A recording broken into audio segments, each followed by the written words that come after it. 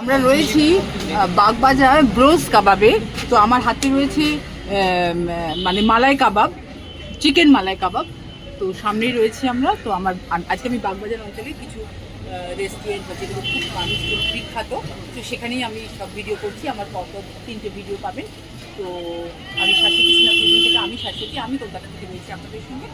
তো এই রেশমি মালাই কাবাব বা রেশমি কাবাব, চিকেন মালাই কাবাব, এটা আমরা টেস্ট করে দেখব। কিন্তু প্রত্যেকটি যেগুলো আমরা টেস্ট করছি অত্যন্ত সুন্দর, খুবই ভালো বাগবাজার অঞ্চলে।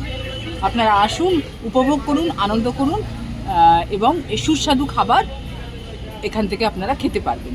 ঠিক আছে, শেষ করছি ভিডিও।